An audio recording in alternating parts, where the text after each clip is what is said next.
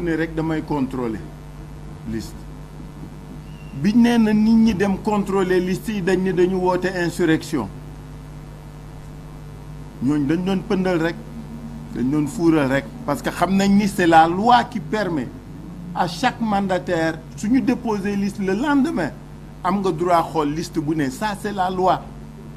soo nee na nit ñi dem visiter xool loolu ñu da ngay woote insurrection bon nag woote nañu insurrection et on l'assume la giraas yi def du leneen lu dul loolu ba tax na li ko dal ko toute la coalition est solidaire de ce qui lui arrive toute la coalition le soutient dans son combat et nous allons le poursuivre le continuer jusqu'à la Cour suprême moo wax rek camarade Kédougou yi que wéetuñu ci xeex boobu ñun ñëpp ñoo bokk ñoo ànd mais ñaareelu yëf bi mooy notre ministère de l'intérieur parce que man li ma liir ci ministère bi lañ ko defee mais lecture biñ ci def benn la lan la ministre bi bëgg naam pourvoi bi lu normal la kenn du ko weddante mais ñëpp xam nañ ne su cour d'appel jëlee décision am na app boo xam ni moom ngay respecter pour mën jot ci arrêt bi mais mën nga am extrait bi loolu du liste yi du politique yi ñooy responsable mais greffe chaque cour mooy responsable soo jëlee délai bi ngay xaar ministre bi ni bu leen kenn dugal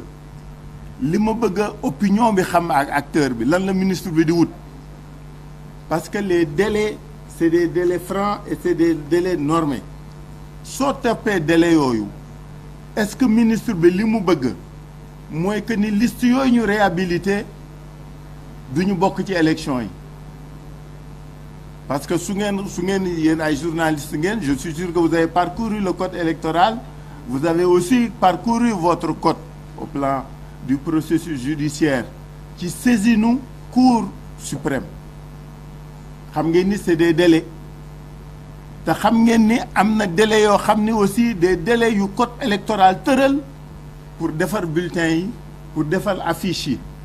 waaw randal boobu parce que li mu bëgg ngeen jàpp mooy randal boobu lan la wunda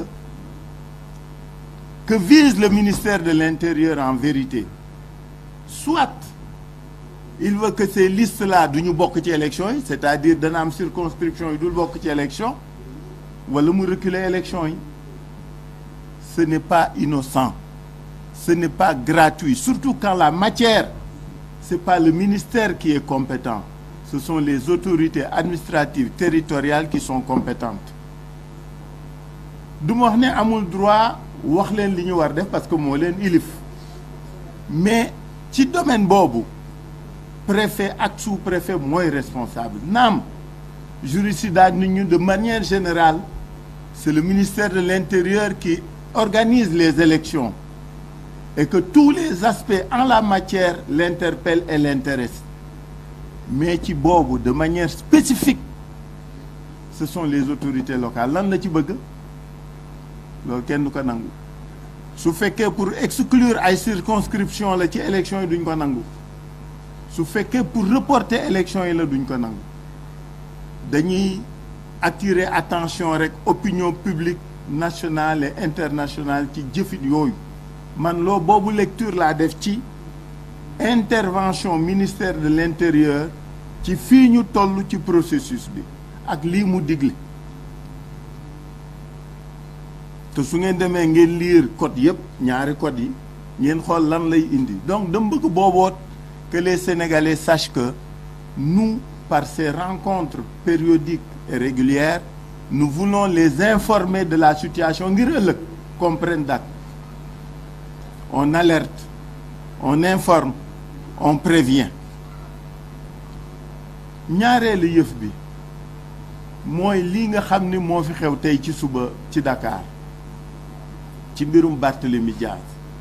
waa préfet li mu def moom mooy li ko war fàttali toujours loi fàttali toujours règlement nous sommes d'accord mais pourquoi mu koy defal ñeen ñi te du ko def ñi def parce que doxantu bi du Barth rek koy doxantu yéen ñëpp yéen a ngi lire journaux ni am na ñuy doxantu ci dëkk yi Le travail de proximité en matière dans le domaine électoral, c'est une chose naturelle et normale. Chaque jour, chaque soir, les listes dañuy dugg ci kër yi dugg ci koñ yi dem ci quartier yi saa yoo koy def da ngay ñaan permission saa yoo koy def da nga koy yëgle. La seule chose qu'ils ne prennent pas en compte, c'est la spécificité des SICAP. soo jógee jëppal duggal liberté jëm Derklé ay cité ngay romb ak mbedd su ngeen doonee fukk il faut que mu doon mbooloo. Est-ce que yaa ngi taxaw? Non, yaa ngi dox, yaa ngi distribuer flyers, yaa ngi yëglu. waaw looloo il faut informer. Non, su fekkoon dañ ne dañuy marche, su fekkoon dañ ne dañuy rassemblement, ñun xam nañu yoon duñu jalgati yoon. su fekkoon Barth li mu def du yoon daañ ko wax ni ko du yoon. Mais quartier woo quartier nga ànd ak nit ñu bariwul parce que ñëpp xam nañ nit ñi ko àndaloon bariwuñu nga yor di distribuer ay flyers, kooku amul trouble à l'ordre public. bloqué woo tali, xataloo mbedd, bloqué woo oto. soo duggoon Grand Yoff doo am problème boobu parce que ci suuf si ngay dox kenn du la trouble à l'ordre public. Mais soo duggee ci SICAP yi da ngay génn fii dugg fii, donc da ngay romb tali bi, tali yu mag ak tali yu ndaw. Donc il faut que ñu delloo ci xel yi, il faut que ñu delloo ci xel yi parce que nag gis nga fii ñu toll day metti rek nag parce que kenn du fi mën tere kenn ci lu mu moom, ci lu mu war, ci lu mu bëgg, ci lu muy def. Nit ki li ko yoon may dakaa jël ba mu mat sëkk. Et ça, je crois qu'il faut qu'on se comprenne. moo tax ma ni préfet bi du ma ko critiquer ci li mu rappeler yoon parce que mooy rôle am day def travail d'information et de prévention. Mais nay sóor nag ñaari yëf, li ñu def tey du jalgati yoon, li ñu def tey am na ñu ko jëkkee te kenn deful lu leen mise en garde ba di leen yóbbu commissariat. C'est 2 poids 2 mesures yooyu moo fi war dakk. su fekkee suñu autorités yi bëgg nañu ñépp d'accord ci li ñuy def, ñépp ànd ci li ñuy décider,